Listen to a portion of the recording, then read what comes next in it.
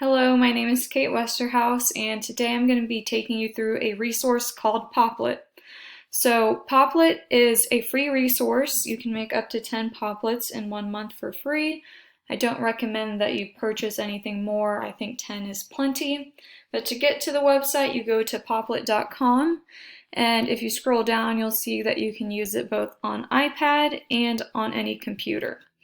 So when students get on here, they will have to click the login button and create their own account. I'm going to go ahead and click into mine now. Here you can see where your Popplets are, and then there's also an area for public Popplets. So if you click this, you can see ones that everybody else has created, and then here's a few examples if students ever need to see some. Let me show you how to make one. So you will click on Make a New Popplet. I'm just going to put Trial 2, and you can pick any background color. When you get here, this is what your page will look like. Students can adjust their zoom, their background color, and then here's a few additional settings, and I'll show you some of those in a second.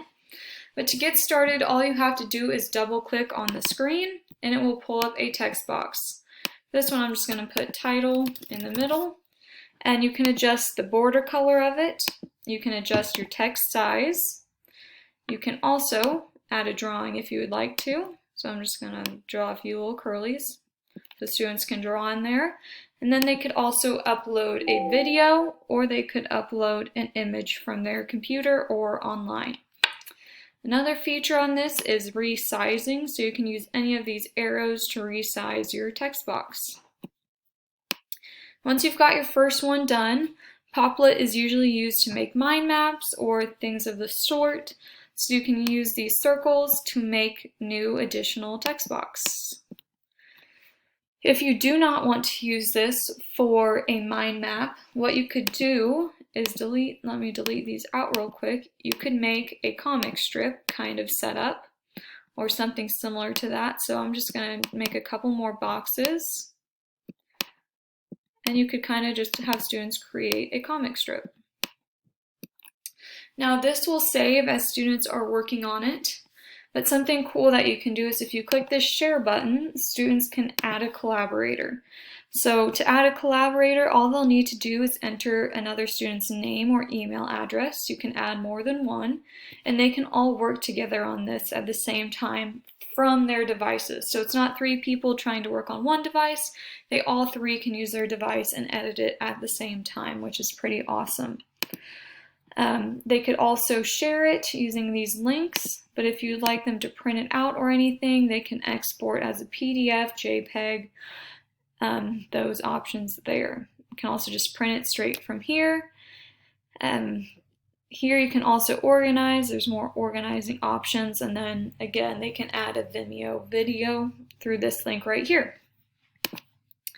Whenever they are done working on this, they can just click the home button and go back to theirs. A few things that I would recommend using this resource for is, well, I'm a science teacher, so we are a very vocabulary heavy content area. So I love having students make mind maps. They can show what they know, and it's not just giving definitions. Students would have to go through, give a drawing of what the vocabulary word is, maybe upload an image, but then the most important thing is that they need to form connections between the vocabulary words. You could also use this for summative projects where students are showing what they've learned throughout a unit.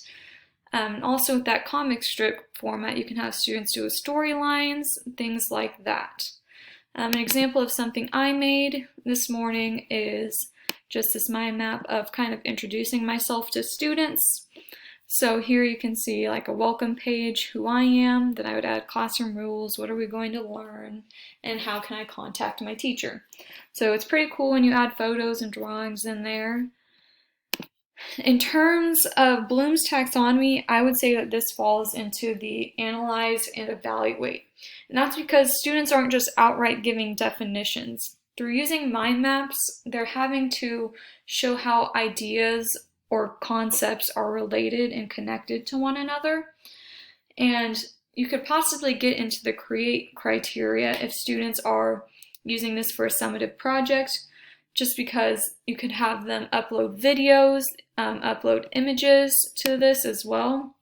And especially with that comic strip format as well, you're making students storyline, create their own work there. For SAMR, this would fall into the modification category because for this resource, students are going to have to work together collaboratively, and then they're representing ideas and concepts by connecting them. And they're also interacting by creating their own text, including drawings, and then uploading images and videos as well. I'm looking forward to using this in my classroom, and I hope you guys will use it as well. Thank you for watching.